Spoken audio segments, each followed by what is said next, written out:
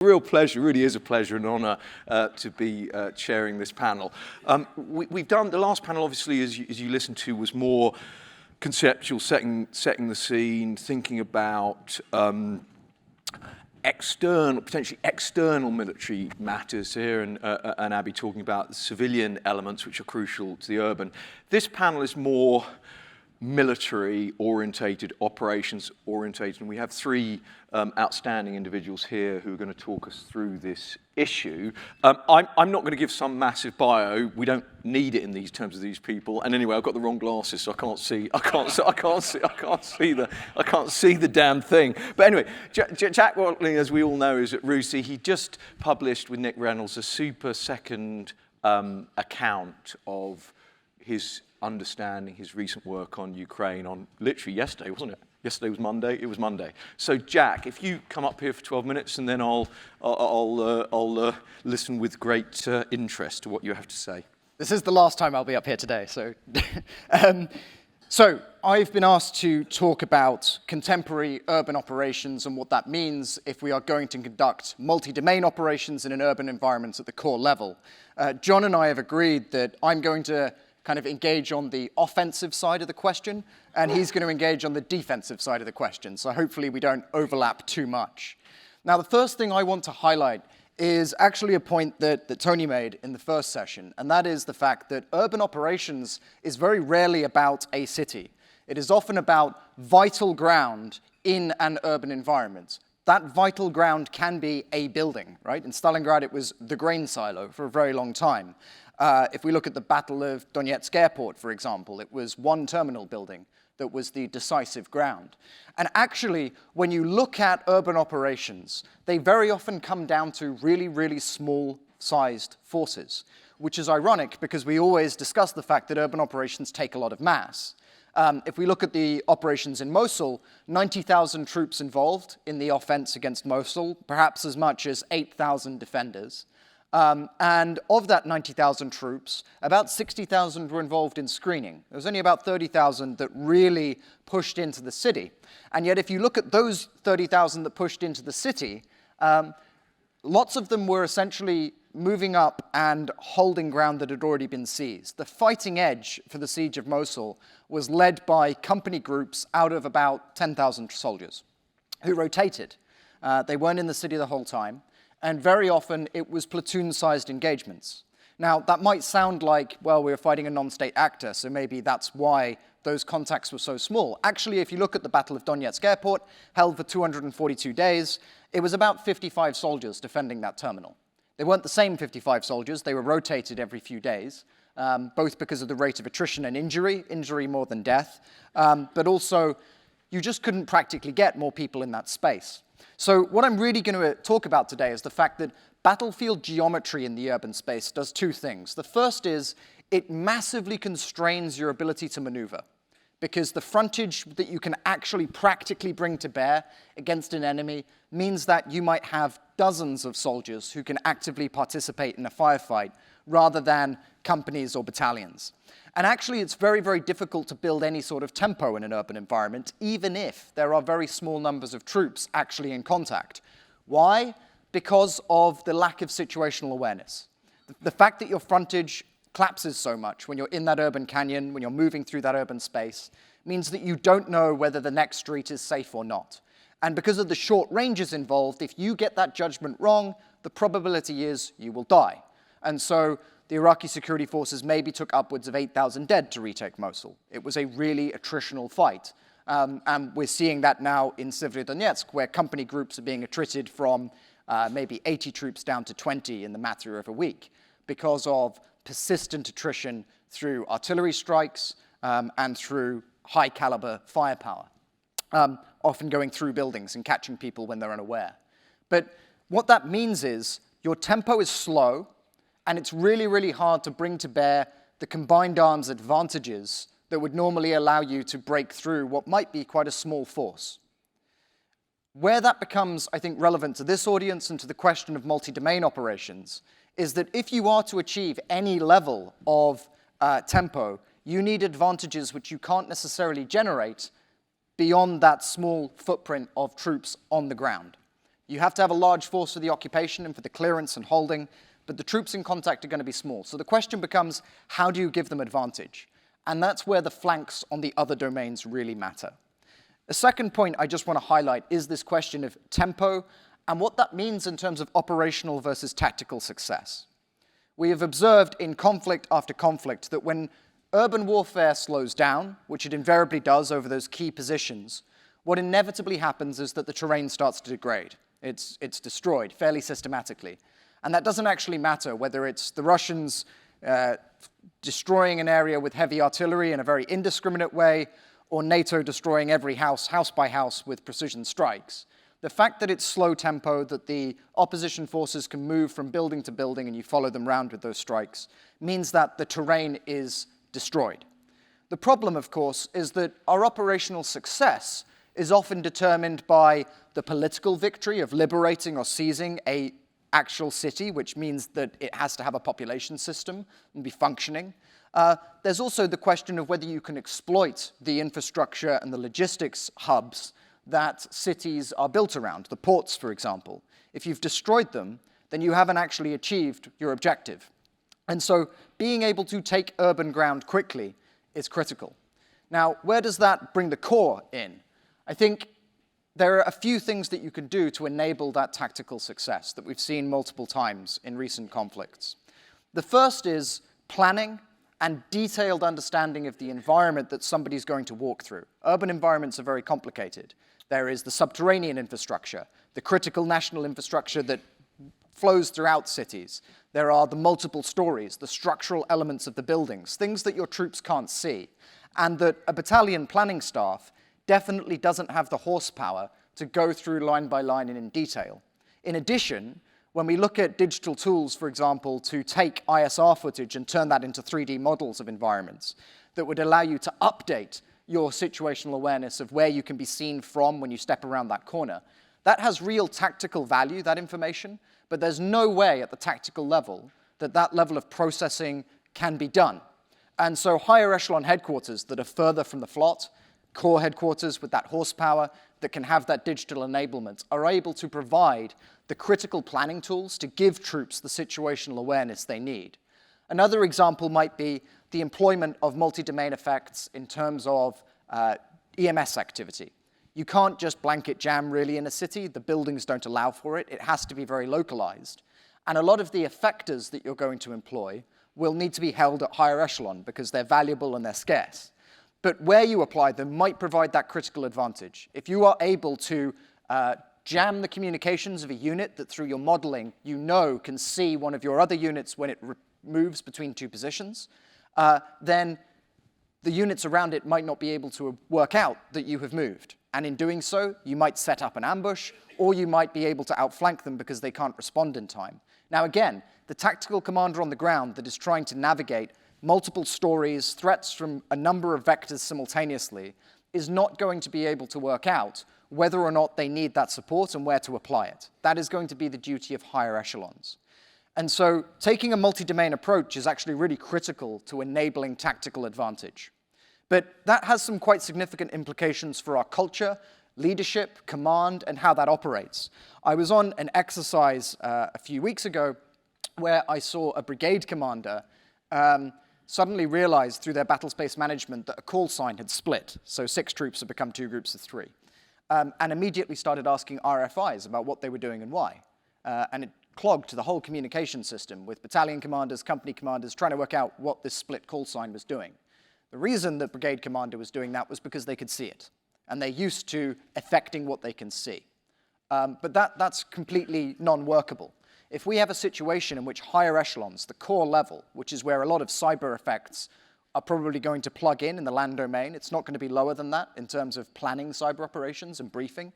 Information operations are likely to centralize at the core level. If you are going to actually be able to support, rather than control and command, those tactical units that, if they're not going to be overly attrited, absolutely need your support to be able to achieve tempo and maneuver in that space, then you are supporting, not commanding. And this is where in US multi-domain operations, the concept of convergence is absolutely critical. It's not about you taking control of everything that's happening on the battlefield and synchronizing effects.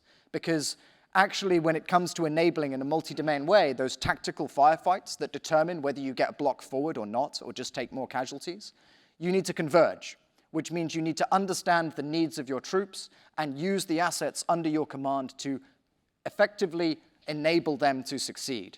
Apply your effects without necessarily synchronization, but because you know that that will provide them with an advantage. Provide them with that situational awareness, not because you are telling them to go left or go right, but because them knowing the options of what's around the corner will allow your commanders to exercise mission command effectively in what is a complex environment.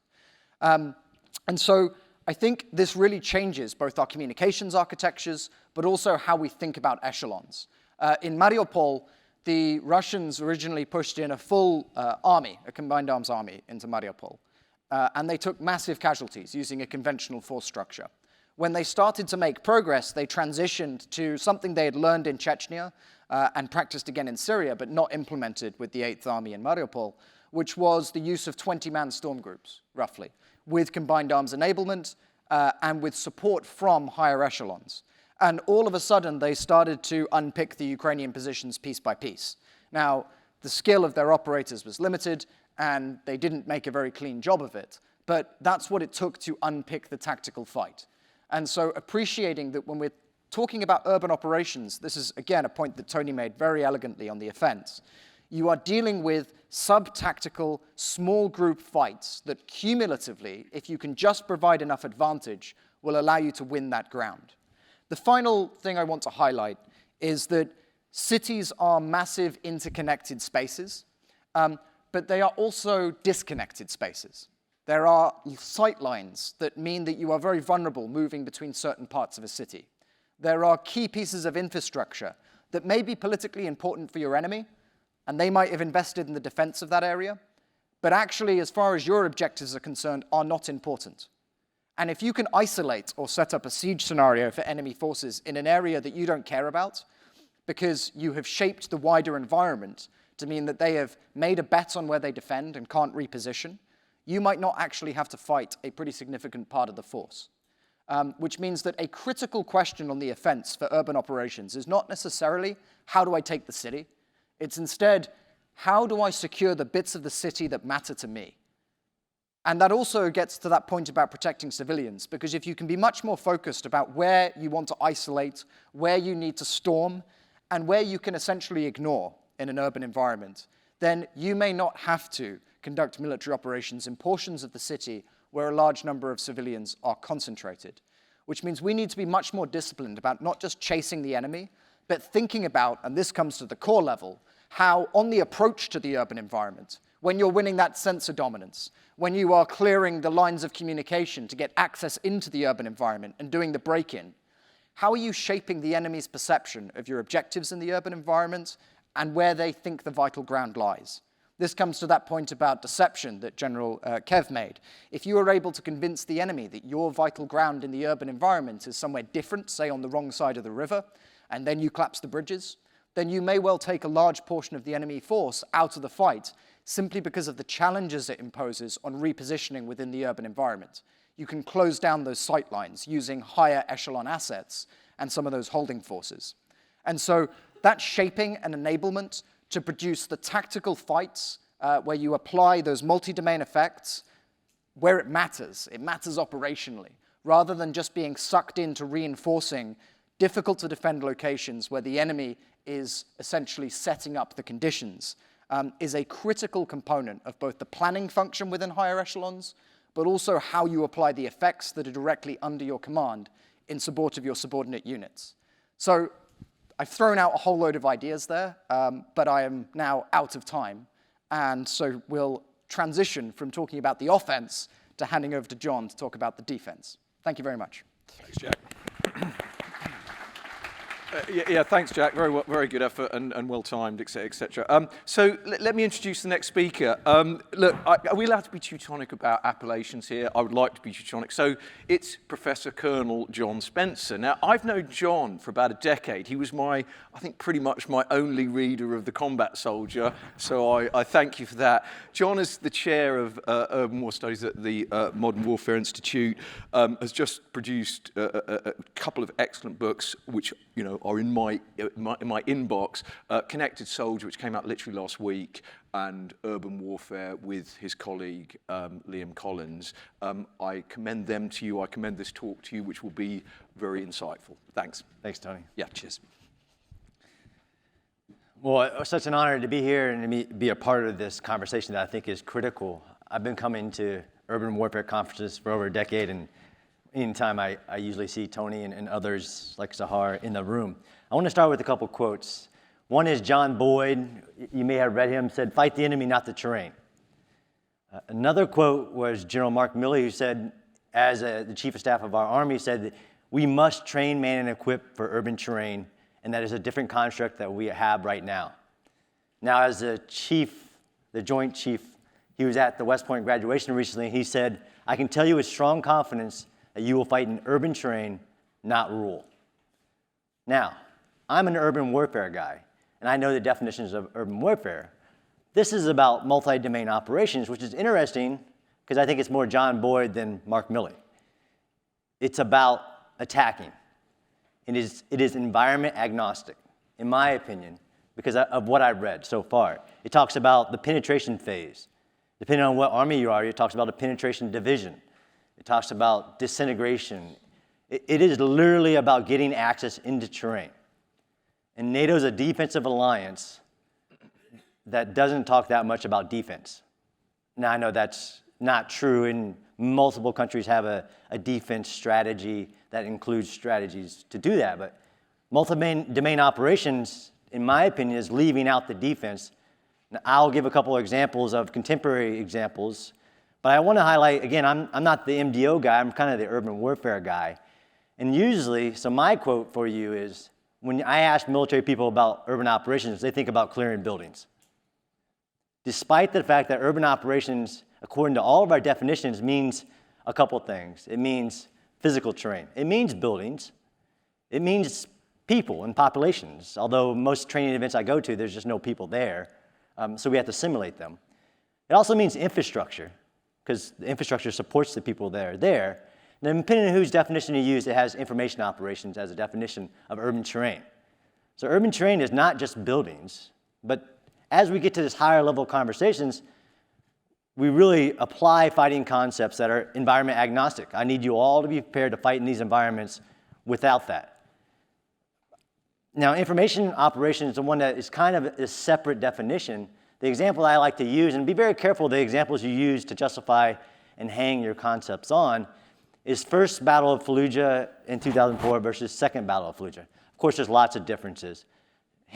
Arguably, the difference is time to plan it and resources available to do it, but really what creates a strategic failure is the information domain, as in reporters inside the city at a hospital airing photos of dead kids and women that causes a strategic effect of a complete unraveling of the political environment. Second Battle of Fallujah, different. Well, First Battle of Fallujah, 0 media embeds. Second Battle of Fallujah, 60 media embeds. If you don't consider information operations as a part of the urban terrain, it usually leads to failure. Now, this is about contemporary operations, and I lost my timer, Tony, so you have to. I've got it. You got to hit me. So the other aspect of information operation, if you look at the recent Battle of Fallujah, or the Battle of Mosul, General Townsend came back from that battle and gave a real big conference on actually megacities, which I've been a little bit a part of, which most militaries just say, don't talk to me about megacities. I won't do it. But he was fighting in Mosul, and he had social media feeds in his talk that he relied on more than his command and control systems. So like Live Map Syria, Live Map, well, that's a information system fed by civilians. But he would look at that and look to his guys and say, is that accurate? And then, of course, that causes a lot of scrambling to be done. So 2 examples that I recently traveled to, because I think there's 2 challenges in urban warfare. Again, I'm sorry, I'm not the MBO guy, but there's 2 challenges in urban warfare. One is understanding the urban environment, as in the actual city, if it's a city. And not all cities are the same. And that's a huge difference in applying a concept, which is environment agnostic, is that urban terrain has challenges. Okay, I get it. There's 2 examples, again, about defense, because I think some gaps in some places is the fact that nobody's thinking about defense. So the 2020 Second Battle of Nagorno-Karabakh, I traveled there last year to go inside of Nagorno-Karabakh and go to the city of Susha, because Susha was not only the last battle, it was the decisive battle. It was the battle over a city that once the city fell, the war ended. It was the stated strategic objective of Azerbaijan by the president. So I don't know how you could argue that the urban terrain wasn't the strategic objective in that war. Well, how was it taken? Of course, it was a multi-division operation. You had a division that is actually a deception operation.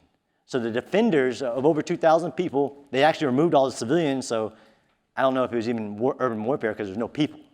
But the Azerbaijanis infiltrated using multiple domains, air, space, to mask the infiltration. Again, They attacked and they climbed a cliff and inserted commandos into a city to where the defenders who had MLRS, mortars, lots of fighters, weren't able to use most of them because it was too late. They're already inside the city. What was interesting about that battle is it wasn't won through offense. It was actually won through defense. One, the Armenians didn't defend the city. They literally thought there was one avenue of approach, even though they had climbed the same cliffs 30 years ago to get into the city. And by climb, I mean kind of walk. They're not like point to hawk with ropes or anything. But once the Azerbaijanis got in there, they had to immediately transition, which I hear a lot about. I'll transition to the defense when it's time.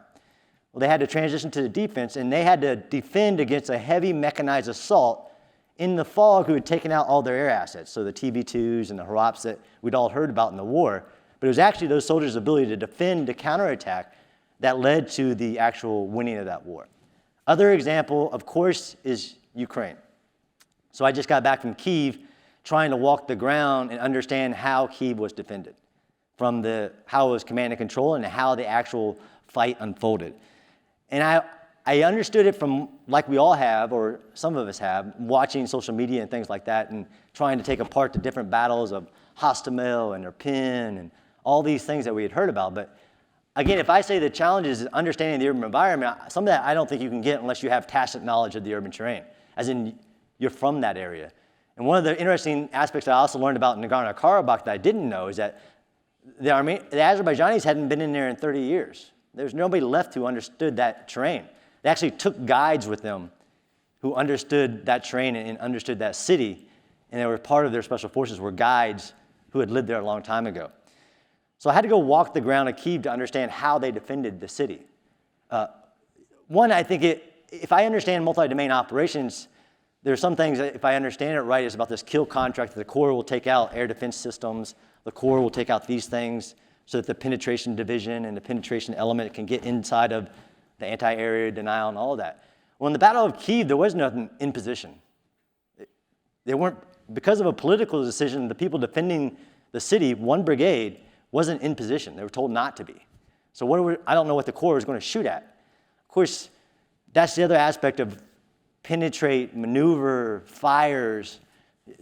It's enemy-centric. It's not train-centric, right?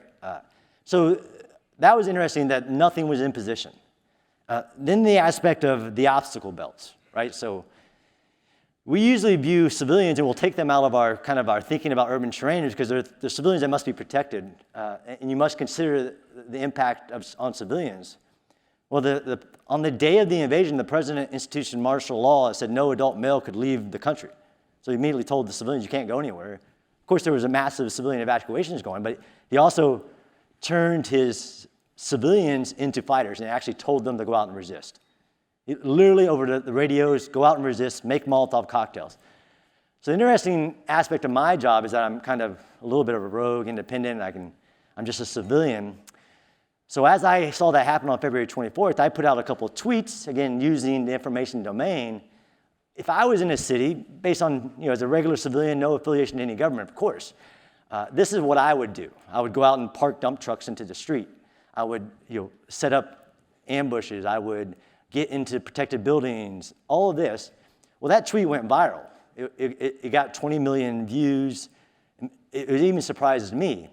And then I took my tweets and I put it into a manual called the Mini Manual for the Urban Defender. That mini manual was printed hundreds of thousands of versions to include by a publisher in Ukraine, because this idea that the civilians were an obstacle to be dealt with or to be protected, well, that's not what happened in Kyiv. The civilians were actually the defenders. The military was very little resource. Of course, the military, prevented the joint forcible entry of Antov airport, right? That was actually, again, fog and friction. A decent plan to get in there and seize the lodgement, joint forcible entry, if that's a division job, seize it. But unfortunately, there was an army unit that actually lived there who wasn't there at the time, but their artillery was. So then they just dumped a bunch of artillery and took out that role of it. But in this aspect of the civilians, so I wrote this manual, which I know there's lots of countries that had this ideal about total defense. But what I found as an urban warfare guy is, one, they're never urban focused. And two, they don't usually say what to do. So that's an interesting aspect of the civilians were the first line of defenders of the Battle of Kyiv. And as I went out to Bucha and learned that not only did all the bridges were blown, but in Bucha there was like 1 or 2 bridges left. And again, this is stuff I think that wouldn't have been visible to anybody before the battle. It was almost like a hasty defense. And they established these obstacles and established this canalizing terrain and then attacked, and were able to take the military they have. So the last vignette, which is that I took from this battle, was actually this aspect of, okay, if your civilians are going to be an additional resource, and civilians based on information and all that is not an obstacle, but could be a resource. It's again with our concept, even MDO is a concept of which we're going to bring everything we need into the environment. I'm going to bring all my fires, I'm going to bring everything, I'm bringing it. In the urban terrain, why can't the urban terrain, if you're focused even about defending, be about what's in the environment that I can use? I'm telling you, a dump truck is just as good as an obstacle as engineers are going to bring to you if it's put in the right place. And it wasn't about that aspect, but so being able to use the environment. There's one vignette that I thought was fascinating, and I asked Sahar about this morning, where grandma, sitting in the east part of Kyiv, sees a convoy outside of her house that nobody knows about. And it's got like 20 fuel trucks and 10 ammo trucks. It's a major logistical hub. She calls somebody, and then all of a sudden there's a national asset destroying that in that village in eastern Kyiv. I can't imagine the shooter to center path that took to get there in the aspect. But one aspect was that the Starlink, I asked a couple of people, because I'm not in the military anymore, like, could we take down Elon Musk's Starlink? I don't know if we want to, but clearly the Ukrainians used that then to create, they even had apps which civilians could then plug in Russian locations and then sent to somebody in a command center, a core command center like Joint Forces Command in Kyiv, and then they were allocating national assets to that based on a civilian, not a fighter I brought to the environment. How would that work as part of a multi-force like this? The aspect that I asked was, is that grandma now a target? Is she a combatant? Can she be killed? I'll leave you with that interesting question. Could grandma be targeted as a legitimate target of war? Thanks, John.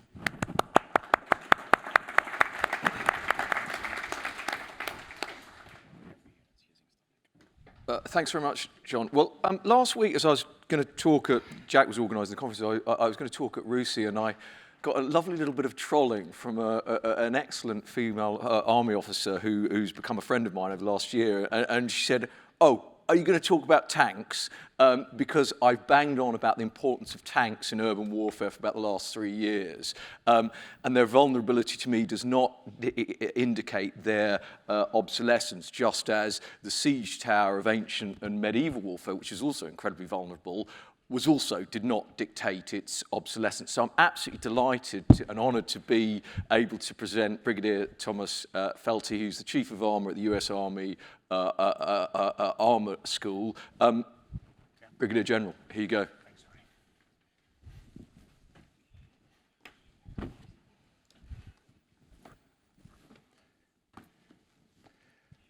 Distinguished guests, fellow panel members, allies, friends, thank you all for having me here today.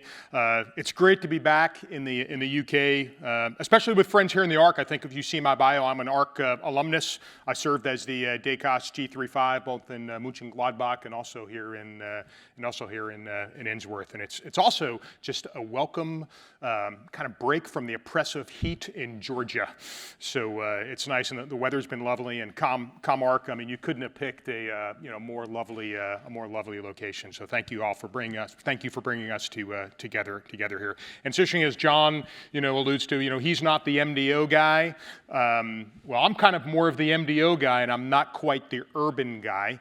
Although I've spent, like most of the military service members here, I've spent a great deal of time, fighting in an urban terrain. But it was really under different times, under counterinsurgency versus large-scale ground combat operations. So this year really pushed me into space to kind of examine our MDO concept and doctrine and look at how would we apply this to an urban environment. And these are just some of my and my team's thoughts as we're going forward. So today, the purpose is to highlight the MDO considerations we should take across all levels of war while looking at urban warfare and large-scale ground combat operations. I think our recent events have highlighted the destructive nature of urban operations, and they present like all other restricted terrains, such as forests, present a real challenge to military forces in terms of remaining agile, extending depth, and leveraging our technological advantages. And as the pictures here on this slide so clearly illustrate, the results can be so destructive. But is this something we should accept for the 21st century reality? Or are there other ways that we can avoid this kind of destruction, which so often resembles the battlefields of World War I and World War II so long ago? Often, the destructive nature of urban operations can lead us in a direction where we only focus on the tactical aspect. But I would offer that all levels of war, the strategic operation and tactical level, should be considered before conducting urban operations. Specifically, from the strategic standpoint, the value of the urban terrain must be clearly identified. Like, why are we going there? Operationally, we must clearly understand the offset adversaries possess and then develop counters to employ our technological advantages across all echelons. And lastly, we must weight the use of our precision munitions with mass munitions, understanding the destructive impact that the volume of fires can have over time. It is in these regards, before we begin military operations, we must look across all levels of war to ensure tactical operations achieve strategic goals in the least destructive way possible. We believe our multi-domain doctrine can help achieve that aim, but there is still work to be done across the U.S. Army in the coming years to deliver on that belief. Before I delve into the specifics on U.S. Army experience working with our partners in recent urban situations, I'm just going to talk just a little bit about where we are with MDO from the United States perspective. And I know NATO and all of our allies are also working kind of shoulder to shoulder on this as we develop and kind of flesh out our ideas on what this is. So what is MDO? Most importantly, how is our understanding of MDO evolving?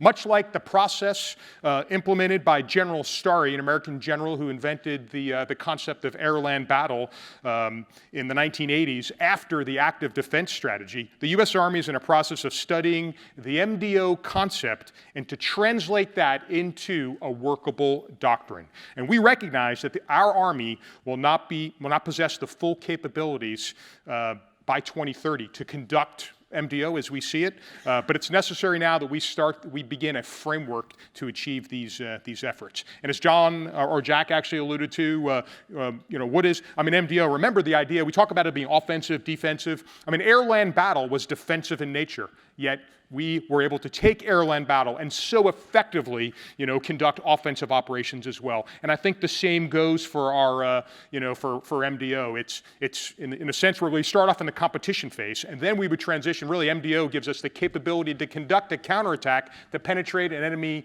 A2, AD area. Right? We have to have that capability, and it really prevents the fait accompli of the enemy being able to, conduct or take something from us, and then us not having the capability to take it back if we have to.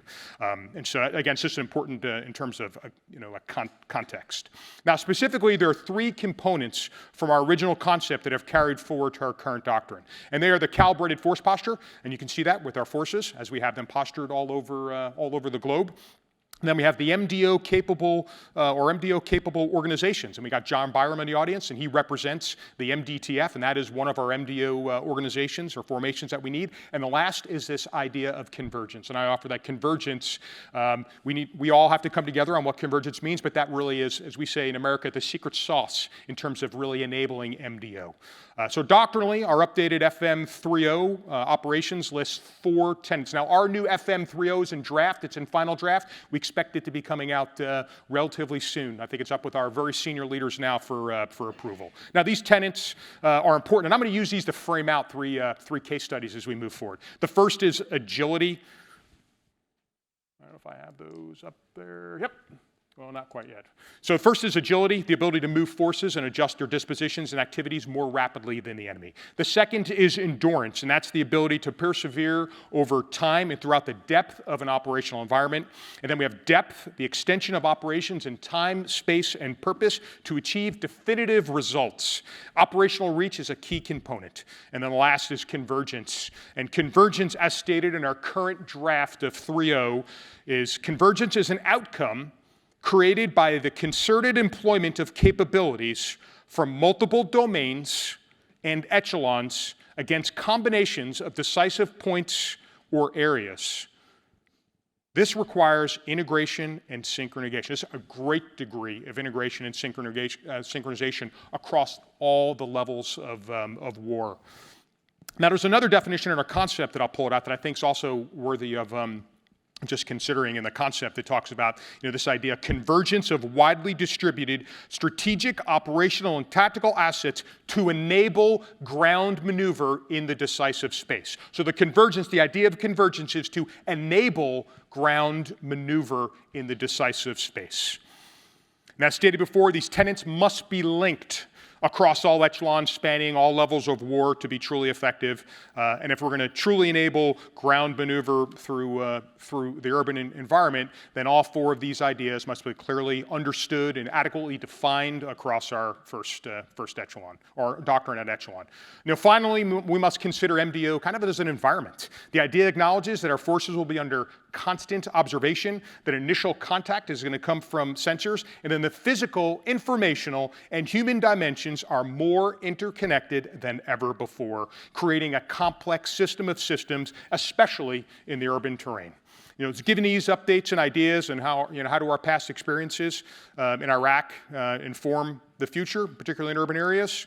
We'll start off with the first case study of Mosul in 2016, and this, of course, is our combined effort with our allies, the Iraqi Army, as we assisted them moving into Mosul. So the military objective and the political objective must be clearly defined. We want to avoid ambiguity in this regard, and in the past, ambiguous objectives in restricted areas, for instance, like the Hurricane Forest, the American experience in the Hurricane Forest, we ground off 5 divisions. Did we really need to go there?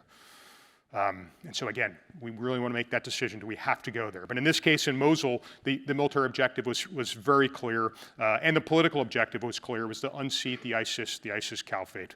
When the Mosul operation is examined through the lens of multi-domain operations and the tenets of agility, depth, convergence, and endurance, several striking takeaways come to mind. The main point here is that ISIS forces were able to prevent U.S. and Iraqi forces from gaining any real depth within the city. And they avoided system dismantling of their forces, and it limited the Iraqi army capabilities to do it, and the ISIS's use of terrain limited our ability to do that. And the Iraqi army also used limited combined arms to produce ground forces, or to mass ground forces, and they just cleared kind of block by block, rather than use combined arms to strike key targets throughout the city. In turn, agility was lost. They didn't make contact with the smallest element possible to maneuver to key targets. This prevented the convergence of multi-domain operations effects at key points and time to create additional depth that would have enabled ground force maneuver. A secondary effect directly impacted endurance. The battle for Mosul ground on for 9 months of attritional warfare, warfare, and that duration and volume of precision fire during this time rapidly consumed our precision munitions. And even though we were precise, we still leveled much of the city. And so while the objective was achieved, the length of time spent seizing the city tested the strength and resolve of the Iraqi army, and clearly shows the approach taken did not quickly take away ISIS's will to fight. And so I'll be quick here on Fallujah, much the same as in Mosul. Maintaining depth in an urban environment is challenging and difficult to achieve. And when you lose depth and agility, agility becomes non-existent and convergence becomes negligible. And the ensuing attritional fight challenges any nation's resolve and resources to continue this fight. And it also just increases the cost to our civilians, our military personnel, and our equipment. All right, moving on now to a more distant example is our experience in the initial invasion in 2003 into Baghdad. And so, so how are our operations in the 2003 attack on Baghdad different, and what lessons can we learn to inform an approach to warfare in urban and various areas? So first, a clear military and political objective. It was clear we were going to remove Saddam Hussein and his seat of government. Second, it was a systems of systems approach to targeting well prior to ground force utilization, and that included extensive reconnaissance across all domains to identify key infrastructure as well as political and military sites. We leveraged cross-domain and in some cases limited multi-domain effects to eliminate, soften, or neutralize these targets prior to ground force maneuver, and we continue to leverage these as we gained operational depth. Third, we made contact with the smallest element possible to first enable the combined arms teams and their ability to maneuver to seize key targets while avoiding attritional fighting. So think this is the thunder runs into Baghdad, and this shocked or disintegrated the enemy's ability to counter us, and thereby shortened the amount of time we spent on fighting on that objective, and reduced the endurance necessary. And then finally, the timing and synchronization of assets was critical not only to enabling the ground force maneuver, but sustaining it throughout the operation. So in closing, really 3 points for takeaways. Urban areas continue to limit technological advantages, increase expenditure of resources, and tend to protract conflicts. 2, urban areas provide a marked advantage to our defenders, for defenders that are willing to resist and create conditions for attrition and destruction. And lastly, whereas you cannot RSVP for a battle, the decision to fight in an urban environment is consequential. So thank you everyone for your time, and I look forward to your questions. Thanks so much. Thanks.